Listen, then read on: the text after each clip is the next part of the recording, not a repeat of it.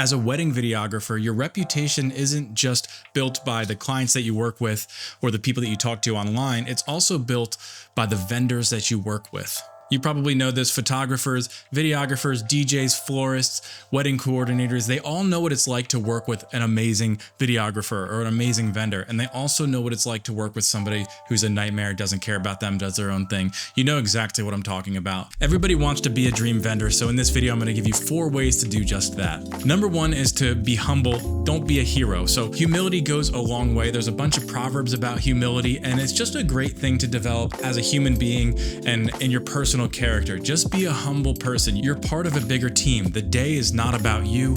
The wedding is not about you. It's not about your business, your videography, getting the exact shot you want at every single moment. The day is not about you. And again, humility will go such a long way in all of life, but specifically when working with vendor teams. Just being someone who says, hey, go ahead, you can have the first shot, or hey, they're short one vendor meal, you can have mine, will go such a long way. It will help people remember that you're a nice person. You're, again, like a humble person.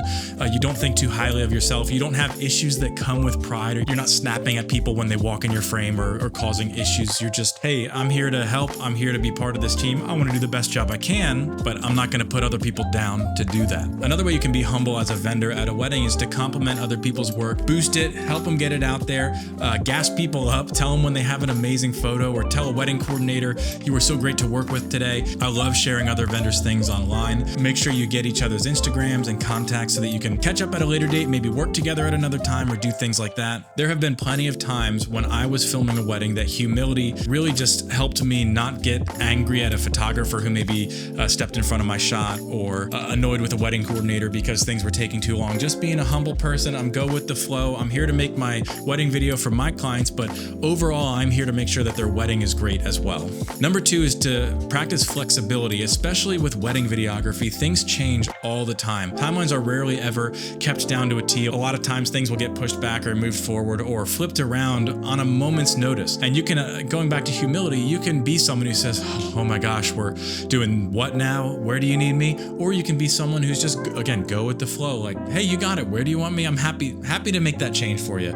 All right, let's switch it around. How can I best help to make this happen? Totally understand we got to make that change. I'm on board. What do you need from me? Adaptability is part of being a professional. If you are so locked into the way things are supposed to be or unable to change at all, honestly, this industry probably isn't best for you, or it's something that you really need to practice and grow in. Wedding videography specifically is very, very fluid. Things change rapidly. No wedding is the same, and you have to be able to be flexible to manage all of that well. It's nothing like other video production jobs where you have a shot list and a schedule and everybody knows what's going on at every point in time and everybody's working on the same shot. Wedding videography is like the Wild West, so you need to be flexible. And again, adaptability is part of being a professional. Number 3 is one that, again, is just applicable to all of life, and that is to have a problem-solving attitude. A lot of times problems come up at weddings. A lot of times problems come up in life, and you can make the choice of how you want to approach those problems. A lot of times I feel the temptation to grumble about problems and to say something under my breath, or to gossip about it later, or to,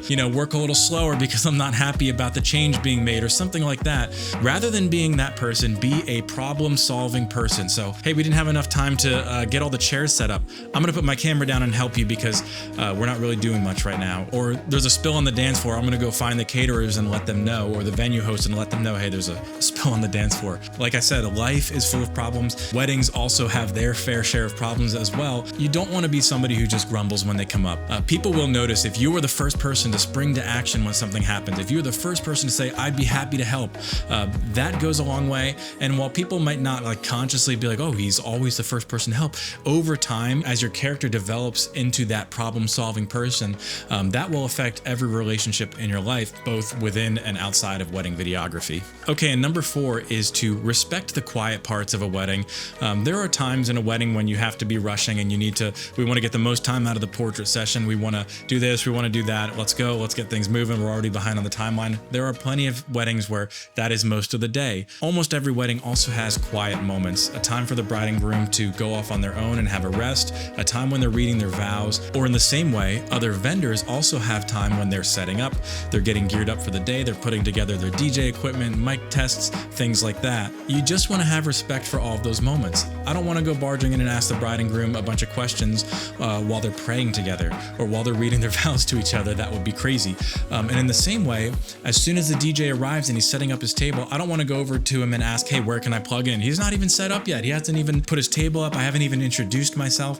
So give people time to set up. Give your bride and groom time to be alone and to be quiet together. Definitely don't just walk up to vendors and the first thing they hear out of your mouth is, hey, where can I plug in? Or, hey, here's my schedule for the day or whatever. Always introduce yourself. Always just say, hey, I'm the videographer. My name's Pete. I'll be working around you today. If you need anything, if I can help you in any way, feel free to tap me on the shoulder and let me know. I'd be happy to do whatever I can for you. That will go a long way. And also not bothering people while they're setting up will go a long way as well. Imagine, put yourself in the opposite shoes. You just get to a wedding. You're maybe putting your camera together in the trunk of your car and the wedding coordinator comes up and she says like, hey, we're changing the schedule around. We're going to go do the portraits right now. You would be like so flustered and like, oh my gosh, I got to get my camera together.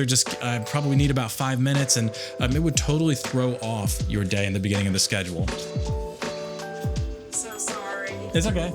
So remember, other vendors aren't competition. They're allies, they're referrals. They're people who are working just like you to provide the best day they possibly can for their bride and groom. So work well with them. Seek to be somebody who's humble, you're flexible, you're a problem solver, and you know when to respect other vendors' time, your bride and groom's time as well. Thanks for watching. I hope this video helped you. I will see you on the next one.